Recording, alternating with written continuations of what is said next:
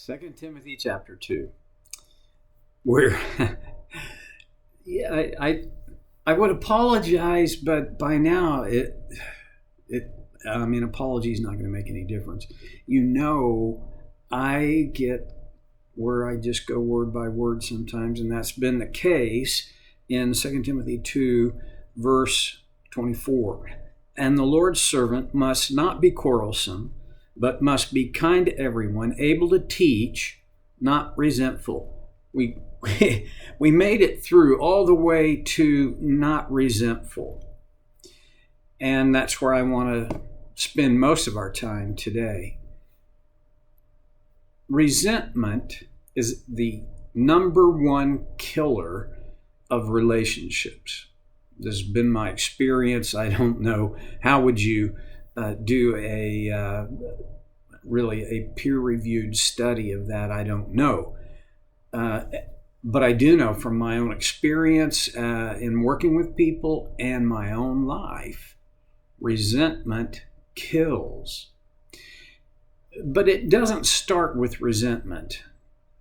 I draw this diagram when I'm working with a client that I think best explains a slide from a personal emotional injury down to some act of violence. You don't go from there to there. There are steps along the way. And I got this idea from my dear friend Joe Wilkerson, 30 years ago by now. But it starts with the injury. And when you're injured, your first feeling, pardon me, and this happens before thought, is pain. And when you feel pain before thought, you will feel anger. Now, we do things that will injure ourselves, so there is that. But I'm talking about things that others do to us. I don't get to control what they do or do not do to me in the way of emotional injury. But when I am emotionally injured, I will feel pain and I will get angry. Sorry. What I do about that, now that's where my own choice and will comes into play. People will say, I got hurt, but I didn't get angry. I bet you did get angry, even if it was just for a little while, but you chose not to let that anger be the driver in your next behaviors. If you don't deal appropriately with anger, and I'm not even going to spend time talking about how do you deal appropriately with anger. I used to teach a anger management course way back in Las Vegas days, and it took 6 sessions to talk about what do you do about anger. Well, okay, so I'm not going to spend 6 hours on that, so you're welcome. After we feel anger, then what do we feel? Well, if we don't deal well with our anger, we will feel resentment. And if we don't deal with our resentment, it will become bitterness. And it's a little bit difficult to, parse the line between resentment and bitterness, but I believe there is a difference. If we don't deal with our bitterness, it will become malice. And this is the desire to harm. And if we don't deal with that, it will lead to some act of violence. Maybe emotional violence. Unfortunately, in our culture, physical violence is not out of the picture. But I think learning to identify resentment and then learning how to deal with it is our best way to not continue this negative, destructive slide. So What do you do about resentment? How do you get, my terminology is you have to take an exit ramp, right? And there are exit ramps all the way down through malice. If you take an exit ramp out of malice, you won't do the violence. But if you don't take the exit ramp, you will. If you don't take the exit ramp, you will do whatever is next. Okay? You can believe me or not, but that's the truth, folks. So how do you take an exit ramp from resentment? That's the question I want to deal with. There are probably several ways to effectively take that exit ramp, but I know the one thing that will universally get you started off the resentment thing, it will put you onto the exit ramp. But a lot of people don't. When I tell you what this is, you're not. First of all, a lot of us aren't going to like it. Secondly, a lot of us who will say, "Well, that's probably true," may look at it and go, "Why, you got to be kidding! What?"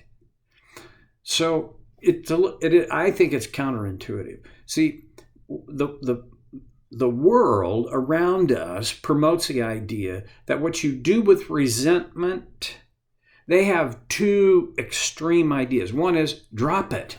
Just drop it. Good luck with that.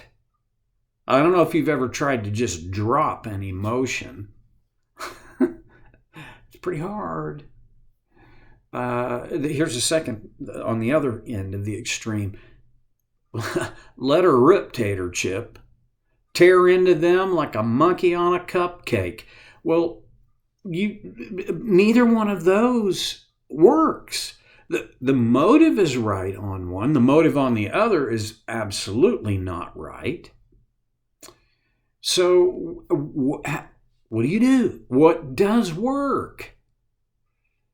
I think the cure for resentment is a process that begins with choosing to forgive the person who hurt you.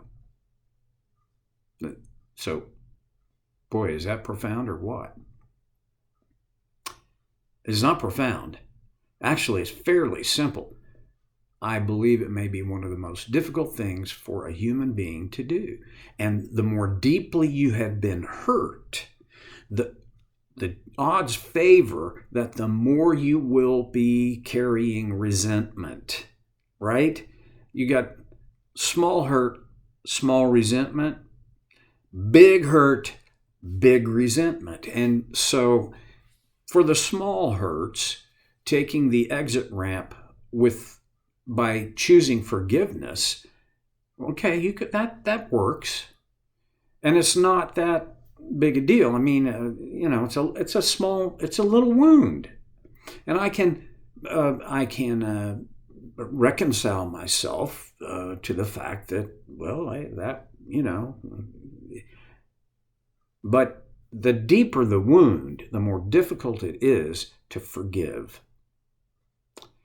When Paul writes to Timothy that the Lord's servant must not be quarrelsome, but must be kind to everyone, able to teach, and not resentful, well, I can tell you from my years of ministry experience, you will be. It's not like you can be.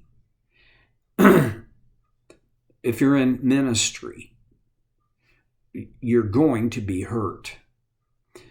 Now, it's not like every day you just lash yourself out and then people just fire dart after dart after dart. That's not really how it works. There are times when it feels like that's what's happening. I have brief experience with a season of being hurt. I'm so grateful. I've shared this before. The churches I have served, pardon me, have not had this kind of emotional injury directed toward me much at all. It doesn't take a lot to create a resentment that will lead to bitterness. When Paul writes to Timothy, I don't think he's just offhandedly saying, "Oh yeah, well you don't quarrel, be kind, and you got to be able to teach, and then don't forget, don't be resentful." No, Paul, a mature, seasoned, veteran pioneer in the church, you talk about somebody who knew how a church could wound and emotionally injure. Paul knew that. Well, and by the way, it wasn't the church that persecuted him, it was the Jews. But he knew what it was like to experience both emotional and physical injury. Thank God, thank you, God, I have never experienced the physical injury of that kind of persecution. And I don't believe you have either. But probably all of us have been emotionally injured by someone or something that happened. And if we don't take appropriate steps, we are going to bear resentment because of the injury.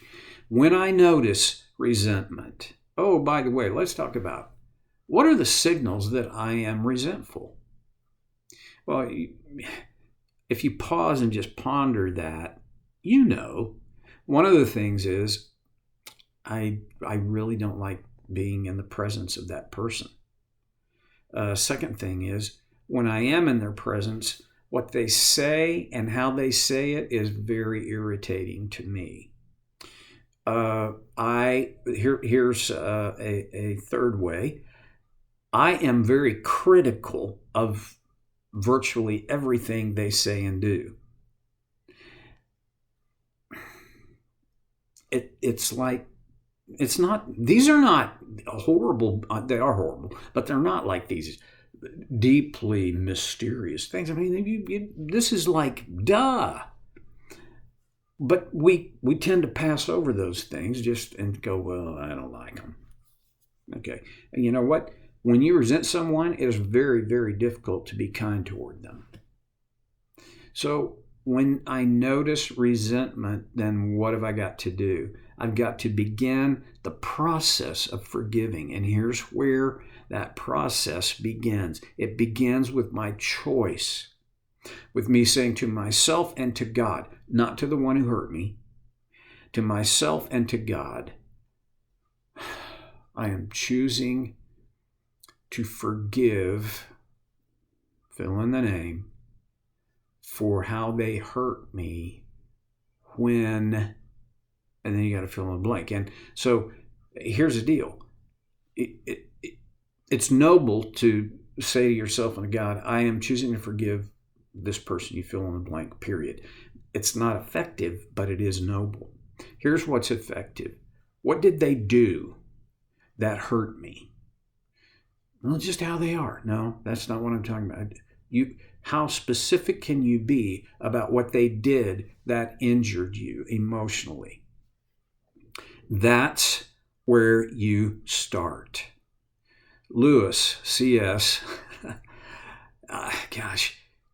he's so brilliant on so many levels. And one of his little one-sentence diamonds is, to forgive does not equal to excuse.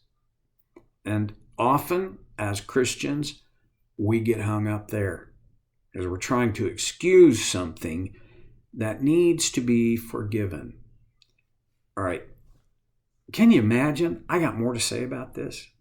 So I'm going to come back to it, and I'm going to be wearing the same shirt because I'm going to my oldest daughter's for 3 or 4 days, and they have crummy internet, so I can't post anything up there. So anyway, I'll be right back on Soul Care with Stevie Boy.